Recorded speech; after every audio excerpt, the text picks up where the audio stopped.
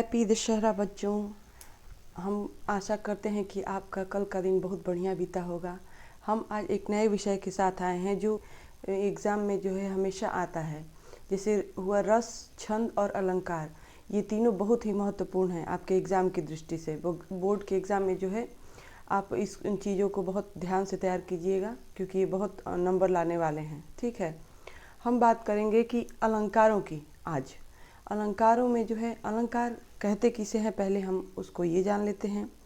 देखिए, अलंकरोति इति अलंकारः कहा जाता है कि अलंकरोति इति अलंकारः, यानी जो सजावट करता है। अलंकार मतलब, अलंकरोति का मतलब होता है कि जो सजावट करता है वही क्या है, अलंकार है। अलंकरण का मतलब ही होता है सजना या सजावट। ठीक है, तो जैसे देखो, एक स्त्री होती है, उसके जीवन में जिस प्रकार अलंकार यानी गहनों का जो महत्व होता है, वहीं काव्य में अलंकार का है।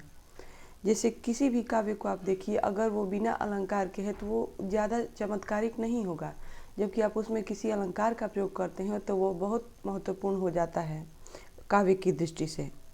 ठीक है, हम आज बात करते हैं अलंकारों में सबसे पहले जो आता है शब्दालंकार। यानी शब्दालंकार का मतलब ये होता है बेटे कि अगर शब्दों के कारण यदि काव्य में कोई चमत्कार उत्पन्न होता हो, यानी वो खास बन जाता है। शब्दालंकार की बात करते हैं आज हम। शब्दालंकार को हम अलग करके देखते हैं। शब्द धन अलंकार, इससे हमें साफ पता चलता है कि शब्दों के साथ जो अलंकार आता है उसे हम शब्दालंकार कहते हैं। किसी भी काव्य में यदि शब्द के कारण कोई विशेष चमत्कार उत्पन्न होता है तो वहाँ पर क्या होता है बेटे, शब्दालंकार होता है। ठीक है, और देखिए, शब्दालंकार, अर्थालंकार और उभयालंकार, इन तीनों की बात हम करेंगे, लेकिन अभी आज जो है सबसे महत्वपूर्ण जो है शब्दालंकारों की बात कर रहे हैं। देखिए, शब्दालंकार में ये मुख्य क्या होते हैं, 7 प्रकार के होते हैं। ठीक है, अनुप्रास, यमक, श्लेष, वक्रोक्ति, पुनरुक्ति प्रकाश, विप्सा, पुनरुक्तवद, आभास। ठीक है, इतने होते हैं ये। अनुप्रास अलंकार को लेते हैं सबसे पहले। देखिए, जहाँ पर किसी वर्ण की आवृत्ति, वर्ण हो तो देखो, वर्ण यानी व्यंजन की आवृत्ति बार बार हो, ठीक है, तो वहाँ पर जो है बेटा अनुप्रास अलंकार होता है। देखिए, जैसे चारु चंद्र की चंचल किरणें खेल रही हैं जल थल में। देखिए, इस लाइन में जो है हम उच्चारण करते हैं तो ये जो च वर्ण जो है ना बेटा, ये बार बार आ रहा है ना। देखो, यहाँ पर भी है, यहाँ पर भी और यहाँ पर भी है ना। तो एक से ज़्यादा बार अगर आए कोई भी व्यंजन वर्ण तो आप समझ लेना कि क्या है, वो लगातार आ रहा है ना, तो आप समझ लेना कि ये क्या है, अनुप्रास अलंकार।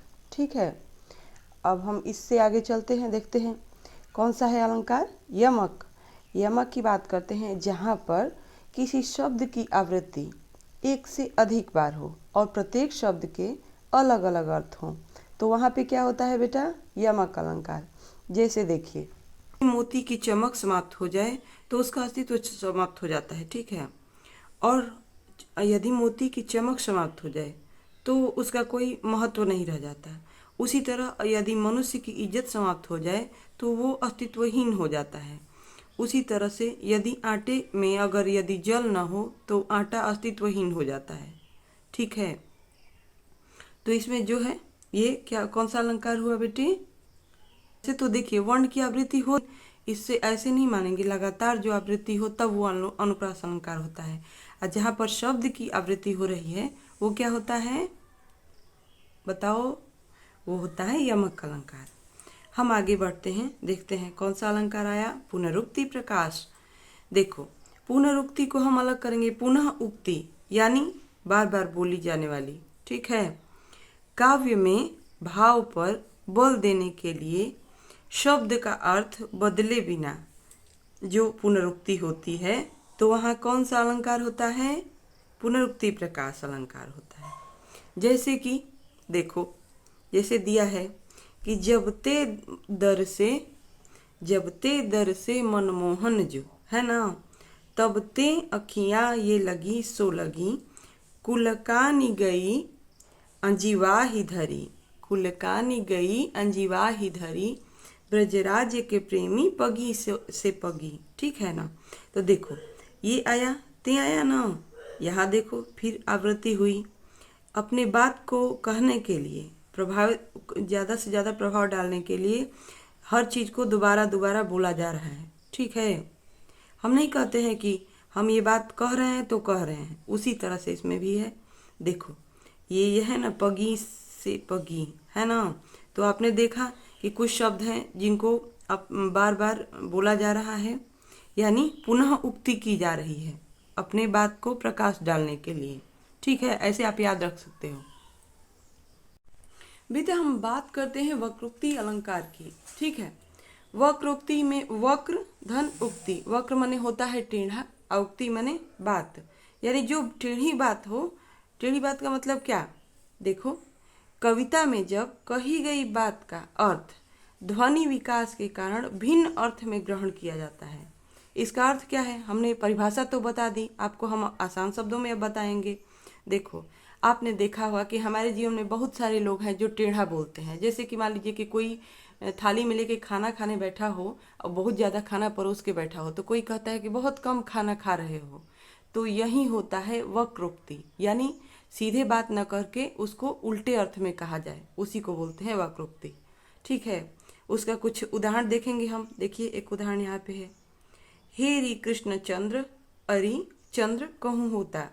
तो कोई चंद्रमा के बारे में पूछ रहा है, लेकिन कृष्ण शब्द का प्रयोग करके। ठीक है, देखिए हम बात करते हैं विप्सा अलंकार की। विप्सा अलंकार क्या होता है? देखो काव्य में जब क्रोध तथा पीड़ा प्रकट करने वाले क्या करते हैं, हम पीड़ा प्रकट करने वाले जो शब्द होते हैं उनकी हम क्या करते हैं बेटा? आवृत्ति करते हैं। तो आवृत्ति करते हैं तो क्या होता है वहाँ पे? कौन सा अलंकार? विप्सा अलंकार। देखो जैसे री रहसी रहसी हंसी हंसी उठे, सांसें भरी आंसू भरी कहत दई दई। तो देखो इसमें जो है बच्चों, इसमें किसी की जो है क्रोध भावना, पीड़ा भावना और दया भावना के बारे में बताया जा रहा है। कोई व्यक्ति है जो क्रोध से री, देखो इसमें शब्द आ रहा है ना, पीड़ा की भावना रहस्य शब्दों से पता चल रहा है, और दया की भावना वो व्यक्ति दई दई बोल रहा है, यानी दे दो। तो उससे जो है ना उस व्यक्ति की जो है गरीबी हमें दिखती है। इसीलिए ये क्या है? विप्सा अलंकार का उदाहरण है। ठीक है, अब हम बात करते हैं पुनरुक्तवत आभास अलंकार की। तो हम शब्दों को अलग कर लेंगे ना बेटा, तो आसानी से समझ पाएंगे। देखो पुनः उक्तवत आभास, यानी फिर से बोला जा रहा है ऐसा आभास होता है बेटा। इस शब्द से आप समझ लोगे। काव्य में जब पुनरुक्ति न होने पर भी श्रोता को यानी सुनने वाले को पुनरुक्ति यानी लग रहा है कि फिर से बोला जा रहा है वो शब्द, ऐसा आभास हो, तो वहाँ पर कौन सा अलंकार होता है? पुनरुक्तवत आभास अलंकार होता है। जैसे देखो हम शब्द देखते हैं कि ग्रीष्म को भीषण प्रताप जग जाग्यो वाते। ग्रीष्म को भीषण प्रताप जग जाग्यो वाते, सती के प्रभाव भाव भावना भुलाने के। तो देखो मैं जब बोल रही हूँ तो आप इसको ध्यान से सुनो। इसमें देखो हमने देखा कि जग जाग्यो, मैंने बोला तो जग जाग्यो सेम दिख रहा है, सुनने में लग रहा है ना। उसी तरह से प्रभाव भाव भावना, तो सुनने वाला उसको लगेगा कि प्रभाव शब्द को बार बार बोला जा रहा है, लेकिन वास्तव में ऐसा नहीं है। तो यहाँ पे कौन सा अलंकार होगा? पुनरुक्तवत आभास अलंकार।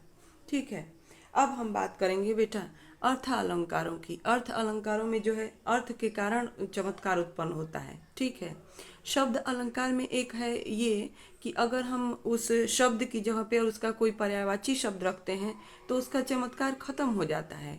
जबकि अर्थ अलंकार में एक खासियत विशेषता ये है कि अगर हम उसके जहाँ पे उस अर्थ की जहाँ पे अगर उसका कोई पर्यायवाची शब्द जो है उसका अर्थ भी लेते हैं तो उस पे उसके चमत्कार पे कोई प्रभाव नहीं पड़ता। ठीक बेटा, हम आते हैं कल नए विषय के साथ। उसमें सबसे पहले हम बात करेंगे अर्थालंकार की। अर्थालंकार कितने होते हैं और उनके उदाहरण क्या क्या हैं, ये सब हम जानेंगे। इसके अलावा जो है कुछ और विषय हम उसके साथ जोड़ेंगे जो हमारे बोर्ड के एग्ज़ाम के लिए हमारे लिए बहुत ज़्यादा हेल्पफुल होगा। ठीक है, मिलते हैं, धन्यवाद।